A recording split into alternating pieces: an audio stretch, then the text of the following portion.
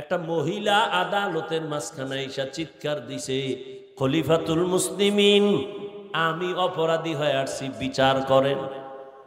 এরে যুবক, দেখো আমার আল্লাহর ভয়। ওই মহিলা ওমরের সামনে শয়তান ভয় পায়, সেই ওমরের সামনে দাঁড়ায় মহিলা বলে, ও খলিফাতুল মুসলিমিন, আমার বিচার করেন। কি বিচার? আমি অন্যায় করেছি। কি? আমি জিনাকারিনী মহিলা, আমার পেটে একটা অবৈধ বাচ্চা, তাড়াতাড়ি বিচার করেন। দুনিয়া আমাকে ফাঁসি দিয়ে দেন, আমি বিচার চাই। আমি শয়তানের ধোকায় জিনা করেছি, আমার পেটে অবৈধ বাচ্চা, আমার দুনিয়ায় ফাঁসি হোক, এতে আমার দুঃখ নাই। এরপরও আমি চাই কিয়ামতের দিন যেন জাহান্নামের শিকল আমাকে ধরতে না পারে, কারণ জাহান্নামের আগুনের শাস্তি বড় কঠিন। এক সেকেন্ডের জাহান্নামের আগুনের গরম সহ্য করতে পারবো না। যখন মহিলা বলছে আমার পেটে অবৈধ বাচ্চা, আমার বিচার করেন, ওমরের কথার আগে তরবারি, জল্লাদ কই, মহিলাকে জবাই করা লাগবে, রেডি হও। জল্লাদ তরবারি নিয়ে রেডি। পাশে কে আছে? আলী বসা। আলী ডাক দিয়া বলেন, খলিফাতুল মুসলিমিন, বেয়াদবি ক্ষমা করবেন, এই মুহূর্তে মহিলার বিচার করতে গিয়া না জানি আবার বেইনসাফি হয়।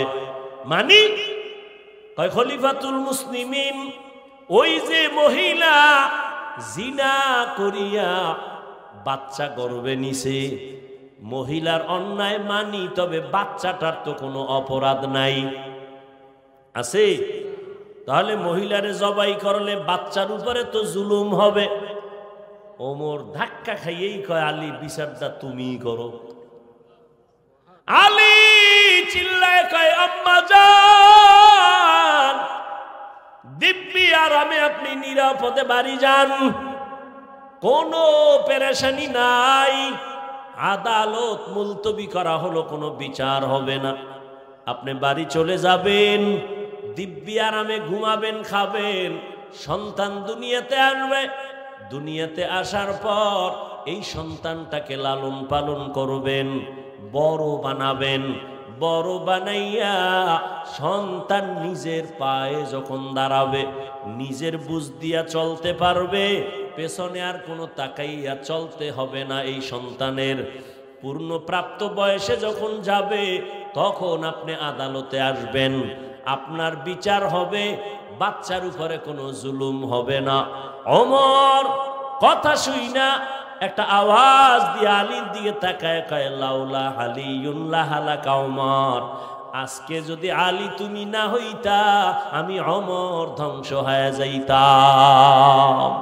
ইলমেরা ইজাজু করদন বেহিসাব, খলকেরা দাদন জবাবে বাসওয়াব, হক না দারদ দোস্তে খলকা জারেরা, নিস্তে ই খসলত একে দিনদারেরা।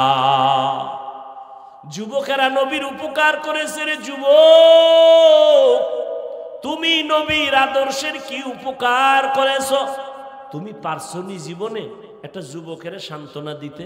এক যুবক দাড়ি রেখেই ফেলাইছে, তুমি কি যদি বলতা, ভাই মাশাআল্লাহ নবীর মোহাব্বতে দাড়ি রাখছো, আলহামদুলিল্লাহ, দোয়া করি, আমিও দোয়া চাই, আমিও যেন রাখতে পারি, কিন্তু এই কপাল তোমার হয় নাই, বরং তুমি ধাক্কা দিয়ে বলছো, এই তোর বয়স কত? কয় মাত্র।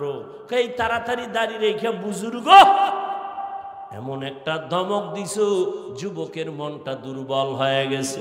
নবী বলেন, যুবকেরা উপকার করেছে আমার।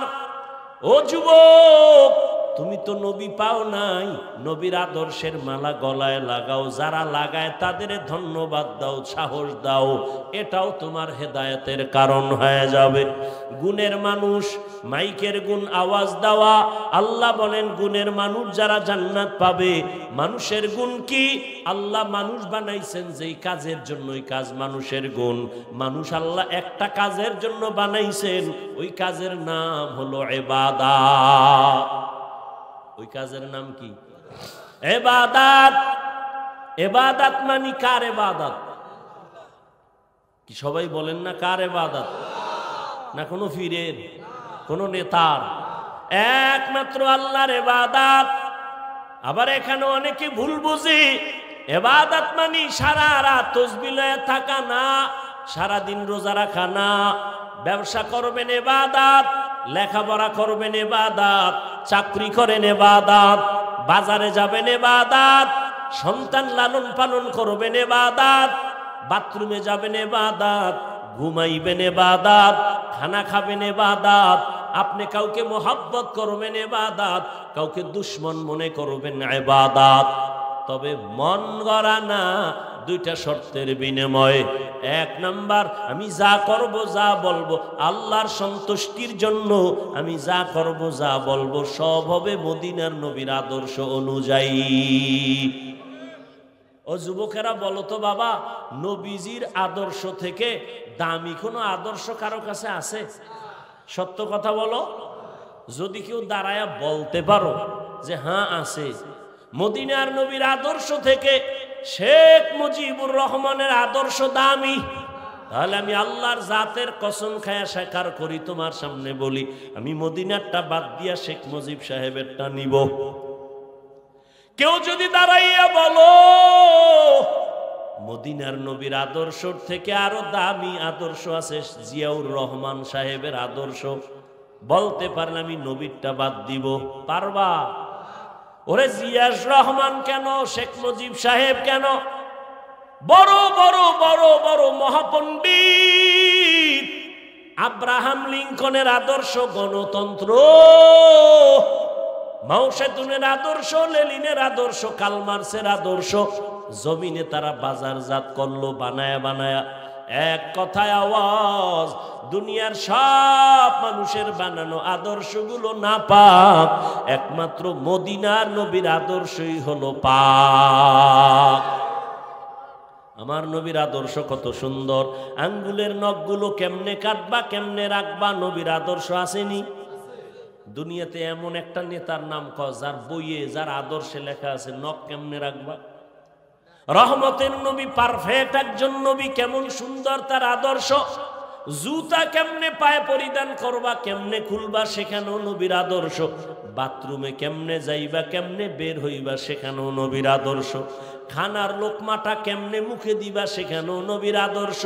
ও যুবক বাবারা, ও বৃদ্ধ বাবাজিরা, পর্দার আড়ালের মা বোনেরা, আপনারাও তো পানি পান করেন, আমরাও কিন্তু পানি পান করি।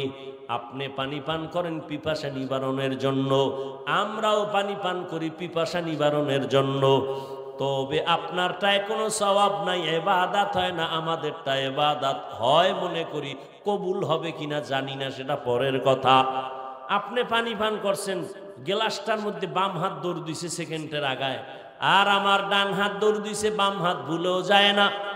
আপনি পানি টান দিলেন এক গ্লাস, এক টানে নাই, আর আমি এক গ্লাস পানি পান করেছি ঠিক, তবে আমি তিনটা ধাক্কা দিয়া পান করেছি নবীর আদর্শে, ঠিক নেই? আপনি জুতা পরছেন, আমিও জুতা পরছি, কিন্তু আমি জুতা পরার ক্ষেত্রে নবীর আদর্শ মাইনা ডান পাও ডান জুতায় আগে ঢুকাইছি, ইবাদত। মসজিদে ঢুকছি ডান পা দিয়া, ইবাদত। বাথরুমে ঢুকছি, নবী বলছেন খালি মাথায় খালি পায়ে বাথরুমে যাইবা না, খালি মাথায় যাইবা না, খালি পায়ে যাইবা না, বাম পা দিয়া ঢুকবা, দোয়া বইরা ঢুকবা। আপনারা মোনাজাতের পরে বাসায় যাই অনেকে ফ্রেশ হবেন, ফ্রেশ, আমিও বাসায় গিয়ে ফ্রেশ হব। আপনি কি করবেন? হাত ধুইবেন, চেহারা ধুইবেন, পাও ধুইবেন, আমিও তাই করব। তবে আপনারটা আমারটার ব্যবধান শুধু ইবাদত। আপনি ইবাদত হবে না কারণ নবীর আদর্শ নাই, আর আমি সুন্দর করে হাত ধুবো, চেহারাটা ধুবো, ওযু বানায় নিব, একই কাম, একই কাম। আপনারটা ইবাদত না, আমারটা ইবাদত। কেন? নবীর আদর্শ আছে। নবীর আদর্শে হাঁটো, নবীজির আদর্শে ঘুমাও, ইবাদত। নবীর আদর্শ নিয়ে চলো, ব্যবসা করো, ইবাদত। নবীর আদর্শে লেখাপড়া করো, ইবাদত। ইঞ্জিনিয়ার হও, ডাক্তার হও, প্রফেসর হও, 5 ওয়াক্ত নামাজ পড়ো, মা বাবার দোয়া নাও, আলেমদের দোয়া নিয়ে চলো, শিক্ষকের দোয়া নিয়ে চলো, তোমার জীবনটা সফল হয়ে যাবে। ও আমার কলিজার যুবক, দুনিয়াতে সব পাইছো। ওরে আমরা তো দুনিয়াকে পিছনে ফেইলা চলি, নবীর মোহাব্বতে টুপি রাখলাম, দাড়ি রাখলাম, নামাজ পড়ি, পর্দা করি, হালাল খাই। বলো বাবা, তোমরা যারা নবীর তরিকা আদর্শ মানো না, তোমরা কত উপরে আর আমরা কত নিচে? তোমরা উপরে উঠছো, আমগো থেকে একবেলা ভাত বেশি খাও না। তুমি নবীর আদর্শ জবাই কইরা 3 বেলা খাও, আর আমরা নবীর আদর্শ ঠিক রাইখাও 3 বেলা খাই। তুমি নবীর আদর্শ বাদ দিয়া ঘুমাও, আমরা নবীর আদর্শ ঠিক রাখিয়া ঘুমাই। আমরা রাতে ঘুমাই, তুমি নবীর আদর্শ বাদ দিয়া দেশ বিদেশ ভ্রমণ করো, আমরা নবীর আদর্শ ঠিক রাইখা দেশ বিদেশ ভ্রমণ করি। ও আল্লাহর বান্দা, কই আমরা তো না খাইয়া মরি নাই। মহামারী করোনায় স্কুল বন্ধ, কলেজ বন্ধ, চাকরি বন্ধ, ফ্যাক্টরি বন্ধ করোনায়, কিন্তু একটা মাদ্রাসাও বন্ধ হয় না। কত ব্যবসায়ী ব্যবসা ছেড়ে দিল করোনায়, কিন্তু একজন টুপিওয়ালা আলেম কেউ কোনোদিন না খায় মরে নাই, কারো কাছে ভিক্ষা চায় নাই। তুমি করোনার সময় মাস্ক লাগাইছো, ট্রিপল মাস্ক, মরবা না। কিন্তু এ দেশের আলেম ওলামা টুপিওয়ালারা মাস্ক তো দূরের কথা, শত শত করোনার লাশ নিজের কাঁধে নিয়ে গোসল করাইয়া, কাফন পরাইয়া, জানাজা পরাইয়া কবরে রাখছেন। একজন টুপিওয়ালা ওলামায়ে কেরাম হুজুরেরা করোনায় মরে না। या इलाही तू मेरा माबूद है, या इलाही तू मेरा माशूक है, या इलाही मुझसे मुझको दूर कर, ताके देखो मुझ में तुझको एक नजर। ओ আমার কলিজার যুবক, আজকে তুমি দুনিয়ার সব পেয়েছো, কিন্তু যাদের পেছনে পাগল হয়ে দৌড়াও এরা কেউ তোমার সঙ্গে যাবে না। আজকে তুমি দেখো তোমার টাকা পয়সা, বাড়ি গাড়ি, অভাব নাই রে বাবা। টাকা পাইলা, বাড়ি পাইলা, ঘর পাইলা, ভাই পাইলা, বোন পাইলা, কিন্তু যেদিন সাদা কাফনের প্যাকেট হইয়া যাইবা, ওই দিন দেখবা কই আমার মা, কই আমার বাবা, কই আমার আপনজন কেউ নাই। এমন এক বাসবাগানে তোমাকে আমাকে নিয়ে রাখবে, যেখানে আপন কেউ থাকবে না, একটা বালিশও নাই। আমার গায়ের গেঞ্জিটা পর্যন্ত আমার আপন জনেরা বেলেট দিয়া কেটে কেটে রেখে দিবে। ও আল্লাহর বান্দারা, আমিও তো তোমার মতো একটা যুবক। ও বাবা, তুমি আজকে বুদ্ধি খাটায় বলো, টুপি পরলে বড় গরম লাগে, লম্বা জামা পরলে শরীরটা বড় গরম, আরে দাড়ি রাখলে যৌবনের ভাব চলে যায়। তোমার থেকে কম বুঝি না। আজকে যদি আমি তোমার মতো প্যান্ট শার্ট টাই লাগায় রাস্তায় ঘুরতাম বাহাদুরের মতো, কেউ আমারে বাধা দিত না। কিন্তু টুপির কারণে মাথা গরম, তোমার থেকে কম বুঝি না। দাড়ির কারণে যৌবনের ভাব চলে যায়, কম বুঝি না। শুধু তাই না, এই দাড়ি টুপির কারণে কত মানুষ আমাদের বাজে কথা বলে গালি দেয়। তোমরা আমাদের কত মন্তব্য করো, সব কানে শুনি, একটা জবাবও দেই না। যখন আমাদের গালি দাও, আল্লাহর কাছে মনে মনে বলি, হে মালিক, তোমার ওই গোলামটাকে তুমি হেদায়েতের মালা পরায়া দাও। একবারও বরদোয়া ওলামায়ে কেরাম করে না। ও যুবক বাবা, আজকে কেন টুপি পরলাম, দাড়ি রাখলাম, এত কষ্ট, এত কষ্ট, এত কষ্ট। দুনিয়ার সব বেঈমানেরা টুপিওয়ালা দেখতে পারে না, দাড়িওয়ালা পছন্দ করে না। এমনকি মুসলমান নামদারি কিছু মুনাফিকেরাও দাড়ি পছন্দ করে না, নামাজ পছন্দ করে না, জিকির পছন্দ করে না, তসবিহ পছন্দ করে না, পাগড়ি পছন্দ করে না, মাদ্রাসা পছন্দ করে না। বলে কওমি মাদ্রাসায় পড়ে লাভ নাই, তাবলিগে গিয়া লাভ নাই, পীরের কাছে গিয়া কোনো লাভ নাই। এত কিছু বলার পরেও আমরা কোনো তর্ক করি না, একটা জবাব দেই না, একটা বরদোয়াও করি না, একটা গালিও দেই না। ও বাবা, তার কারণটা কি? একমাত্র কারণ, আজকে তুমি আমাকে যত গালি দাও, ওই চরমনের জমিনের ঘুমন্ত সৈয়দ ফজলুল করিম সৈয়দ ইসহাক রহমাতুল্লাহ আলাইহি বলতেন, দুনিয়ার সবাই যদি আমারে ফুলের মালা পরাও, আর ওই কবরে যাওয়ার পরে যদি আমার মাওলা আমারে আটকাইয়া দেয়, ওই কবরে যদি 3টা প্রশ্নের জবাব দিতে না পারি, ওই কবরে তখন আমার কবর জাহান্নামের আগুনের গর্ত হয়ে যাবে। 2 পার্শ্বের মাটির চাপ। ওরে দুনিয়ার মানুষ আমারে ফুলের মালা দিলে কি লাভ হবে যদি আমি কবরে গিয়া নাজাত না পাই? আমার ফুলের মালায় কিছু লাভ হবে না। আর দুনিয়ার মানুষ যদি আমারে গালি দেয়, আমারে তাড়াইয়া দেয়, আর আমার মাওলায় যদি আমারে কবুল করিয়াই নেয়, তোমার গালি দেওয়ার থুতু নিক্ষেপ করায় আমার কোনো ক্ষতি হবে না। ও যুবক, ওরে চিন্তা করে দেখলাম মানুষ কত গালি দেয়, কিন্তু কই নবীর তরিকা মানার কারণে আমার সম্মান তো মোটেও কমে নাই, না খাইয়াও তো মরি নাই, আল্লাহর রহমতে ইজ্জত নষ্ট হয় নাই।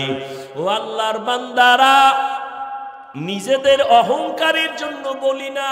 ও যুবক, একটু বুঝাবার জন্য বলি, তোমার মতো কত যুবক জীবনে মাদ্রাসায় পড়ে নাই। ভালো করে শুনো, তোমার মতো যুবক জীবনে মাদ্রাসায় পড়ে নাই, স্কুলে পড়ে, কলেজে পড়ে, চাকরি করে, ব্যবসা করে, সত্য কথা স্বীকার করো, 5 বেলার নামাজ পড়ে আছে না নাই? বলো বাবা, তুমি কেন পারো না? তোমার মতো যুবক রাস্তায় গাড়ি চালায়, আজান হলে নামাজে দাঁড়ায়, তুমি কেন পারো না? তোমার মতো যুবক সন্তান ময়দানে কৃষি কাজ করে, নামাজের সময় নামাজ পড়ে, তোমার মনটাকে জিজ্ঞাসা করো, তুমি কেন পারো না? তোমার মতো যুবক চাকরি করে, ব্যবসা করে, নামাজ ছাড়ে না, নদীতে মাছ ধরে, নামাজ ছাড়ে না, তুমি কেন পারো না? ও বৃদ্ধ বাবাজি, আপনার মতো কত বুড়ারা মসজিদে গিয়া লাঠি নিয়ে হাইটা হাইটা নামাজ পড়ে, আপনি কেন পারবেন না? ও পর্দার আড়ালের আম্মা জান বোনেরা, আপনাদের মতো কত মা, কত বোন স্বামীর মাল হেফাজত করে, নামাজ পড়ে, দোয়া করে, পর্দা করে, মোবাইলে সময় নষ্ট করে না, আপনারা কেন পারবেন না? এই দুনিয়াতে যত ভালো সন্তান আছে সব হলো পর্দাওয়ালা নারীর সন্তান, ভালো আদর্শওয়ালা নারীর সন্তান। এরে আম্মা জান, আপনাদের এত সম্মান আল্লাহ দান করেছেন, আপনারা নবীদের মায়ের মতো মা, সাহাবায়ে কেরামদের মায়ের মতো মা, আপনারা খাদিজা রাদিয়াল্লাহু আনহার মতো নারী, ফাতেমা রাদিয়াল্লাহু আনহার মতো নারী, আয়েশা রাদিয়াল্লাহু আনহার মতো নারী, ইসমাঈল নবীর মা হাজরা আলাইহা সালামের মতো নারী, ঈসা নবীর মা মারিয়াম আলাইহা সালামের মতো নারী। আপনারা ওই বেঈমান ফেরাউনের ঘরে তার স্ত্রীর নাম কি? আসিয়া। এত দামি, যেই ফেরাউন আল্লাহর সাথে গাদ্দারি করে নিজের খোদা দাবি করলো, আর তার ঘরে স্ত্রী আসিয়া আল্লাহর এমন পেয়ারা বান্দি হলো। আল্লাহর নবী বলেন, কিয়ামতের দিন আসিয়ার সাথে জান্নাতে আমার বিবাহের ব্যবস্থা হয়ে যাবে। ও পর্দার আড়ালের আম্মা জানেরা, আপনার স্বামী তো ফেরাউনের মতো খারাপ না, আপনি তো পারতেন 5 ওয়াক্ত নামাজ পড়ে দোয়া করতেন স্বামীর জন্য। ও আল্লাহ, স্বামীকে তুমি হেদায়েতের মালা পড়াও, নামাজি বানাও। আপনি যদি নামাজ পড়তেন, সন্তানকে দিনের পথে রাখতেন, ইঞ্জিনিয়ার হবে, নামাজ পড়বে, ডাক্তার হবে, নামাজ ছাড়বে না, প্রফেসর হলেও নামাজ ছাড়বে না, কোরআন পড়া ভুলবে না। আর স্বামীটাকে যদি বুঝাইতেন, রে স্বামী, মা বাবার আদর চাইরা তোমার ঘরে আসছি রে স্বামী, খাইয়া থাকলেও আসি, না খাইয়া থাকলেও আসি, তোমার কাছে আমার জীবনের দাবি, হারাম টাকা, অবৈধ টাকা ঘরে আনবা না, হারাম টাকা খাইয়া সন্তানের রক্ত, আমাদের রক্ত নাপাক করব না। আল্লাহর মোহাব্বত নিয়ে যদি বুঝাইতেন, আপনার স্বামী হারাম টাকা ঘরে নিত না, সন্তানগুলো দিনের পথে চলে আসতো, ডাক্তার হইয়াও আপনাকে ভুলতো না, ইঞ্জিনিয়ার হলেও কোরআন পড়িয়া দোয়া করতে ভুল করত না। ও পর্দার আড়ালের মা বোনেরা, এখনো সময় আছে, তওবা করে নেন। ও আমার কলিজার যুবক, আল্লাহর মোহাব্বত নিয়ে চিন্তা করো। আল্লাহর কোরআন সত্য, নবীর কথা সত্য, কোনো মিথ্যা নাই। গুনাহগার যারা তাদের জন্য জাহান্নাম, নেক আমলওয়ালাদের জন্য জান্নাত। আল্লাহর নবী ও আল্লাহর বান্দারা, ওই জাহান্নাম যে গুনাহগারের জন্য আর নেক আমলওয়ালার জন্য জান্নাত।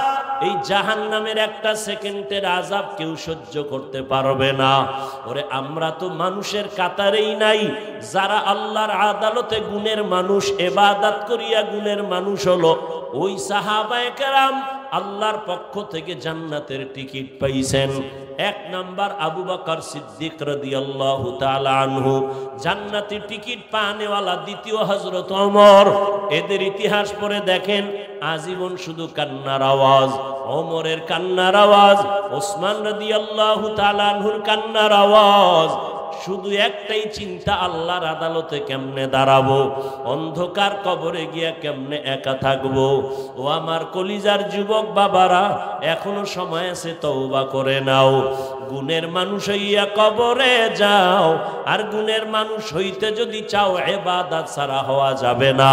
আর ইবাদত যদি করতে হয়, নিয়ম জানা লাগবে। নিয়ম জানতে হলে কোরআন লাগবে। আর কোরআন যদি বুঝতে চাও, উলামায়ে আহলে হকের সোহবত ছাড়া কোরআন বুঝার উপায় নাই। উলামায়ে কেরামের কাছে যাইয়া কোরআন বুঝে, হাদিস বুঝিয়া, নবীর তরিকায় ইবাদত যদি করো, তো গুণের মানুষ হয়ে যাইবা। আর গুণের মানুষ যদি হতে পারো, আল্লাহ জান্নাত তোমাকে বিনা হিসাবে দান করবে। ও যুবক, মনটাকে বুঝাও। তোমার আমার মতো যুবক যদি জেনারেল লাইনে থাকিয়াও নামাজ পড়ে, পর্দা করে, এখনো আমি কেন পারি না, আল্লাহর কাছে মনে মনে তওবা করো, আর মনে মনে ডাক দাও, হে দয়ার মালিক, আমার মতো গুনাহগার কেউ নাই। আমার মতো যুবক যদি স্কুল কলেজে পড়িয়া নামাজ পড়ে, আমি কেন পারবো না? ও আল্লাহ, গুনার কারণে আজ আমি বড় দুর্বল। শয়তানের ধোকায় পড়ে কত নামাজ ছাড়লাম, দাড়ি কাটলাম, বেপরদায় চললাম। ও আল্লাহ, এই গুনাহ নিয়ে কবরে যেতে চাই না, গুনার শাস্তি সইতে পারবো না। আজকে থেকে তওবা করে নিলাম, নবীজির তরিকা মেনে চলবো, মা বাবার দোয়া নিয়ে চলবো, উলামায়ে কেরামের পরামর্শ নিয়ে চলবো, ওস্তাদ মুরব্বী শিক্ষক যারা সবার দোয়া নিয়ে চলবো, কারোর সাথে বেয়াদবি করব না। অন্তর যদি তৈরি হয়, আবু জাহাল নবীরে দেখিয়াও কালেমা পড়ে নাই, বরং বিরোধিতা করেছে। আর 27 বছরের যুবক হযরত ওমর কালেমা পড়িয়া মুসলমান হয়ে গেল। জানি না কার কপাল খারাপ আর কার ভালো, আমার আল্লাহ ভালো জানেন। এখানে আল্লাহর কিছু বান্দা এমনও থাকতে পারে যে আবু জাহালের চরিত্র নিয়ে বয়ান শুনবে, চোখে পানি আসবে না, তওবা করবে না, বাহিরে গিয়া উল্টা কথা বলবে।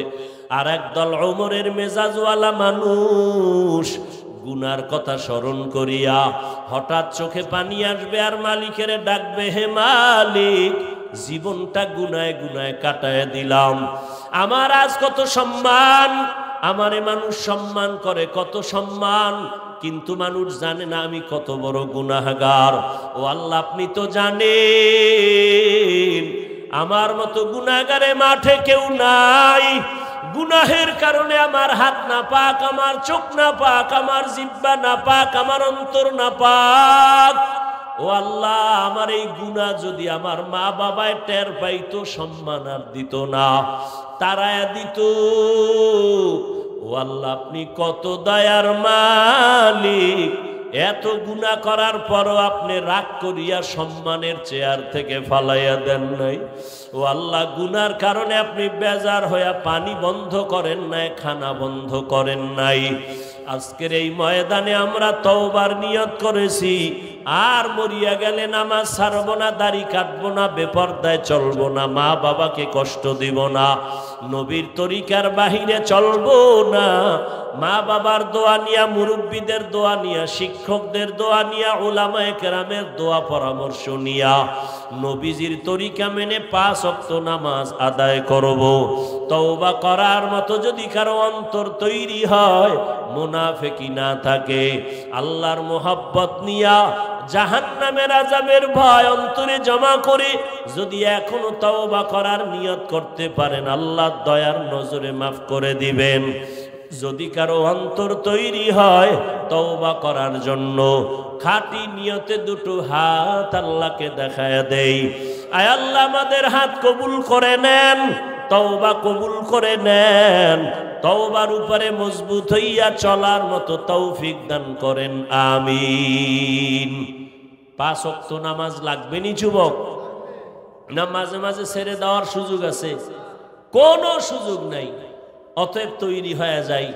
আজকে তুমি সুস্থ, কালকে হতে পারে জাহান্নামের আসামি, কালকে হতে পারে তুমি লাশ, চোখের সামনে প্রতিদিন যুবকের লাশ। অতএব আজকে থেকে তৈরি হই।